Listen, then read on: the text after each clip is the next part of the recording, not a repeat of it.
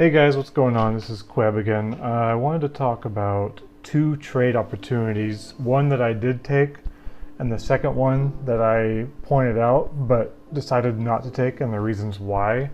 So I wanted to kind of talk you through both of them. So I'm going to get started with the first trade, and it's a very simple resistance trendline break with support levels and targets, etc.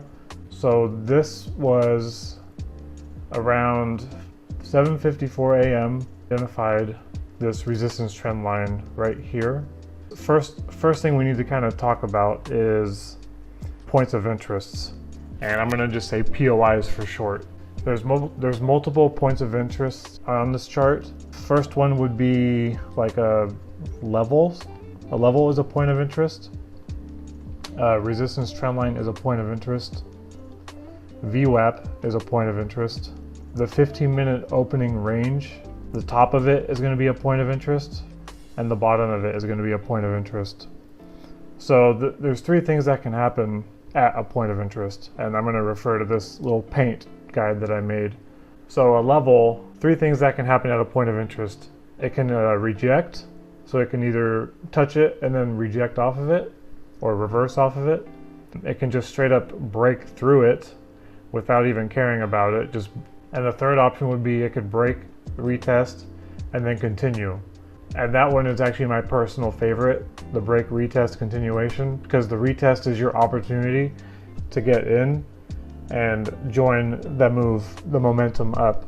So this can be, again, this can be a level, this can be a resistance trend line, could be a VWAP, and it can also be the top or bottom of a range. And you can see here, we came down to test the top of the range, the top of the POI. This acted as a support. It came, it interacted, it reversed off of it. And now we have a point of interest VWAP right here, which seems to be kind of getting ignored as we just kind of slice up and down through it. But our interaction next is the trend line. And you can see we just broke right through it, right? This interaction happened, and I saw that we just kind of broke through it without coming back or rejecting. I switched to the 1 minute just to look for any kind of red small dip to get in and join the ride up.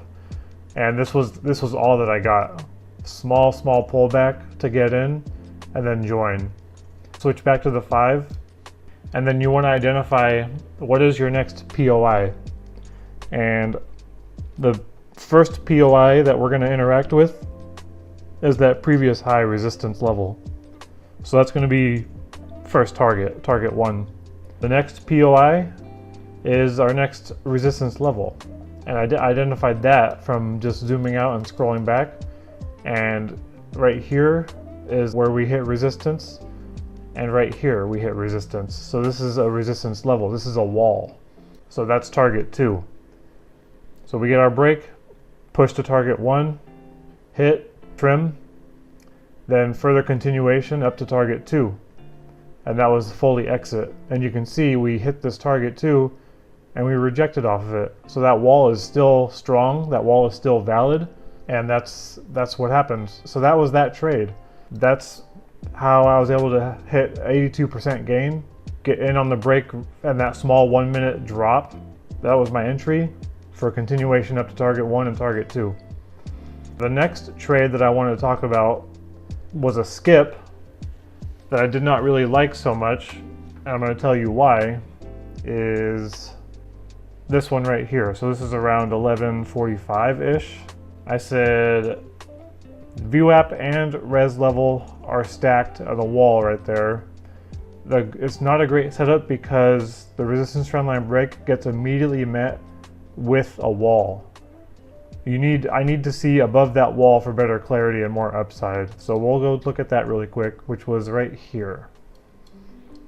And the reason why I did not like this, the reason why I decided to sideline this. So I was able to identify this resistance trend line, right?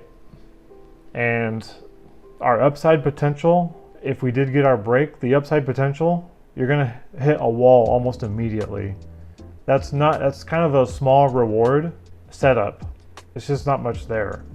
You have VWAP wall, and then you have the top of this range wall too.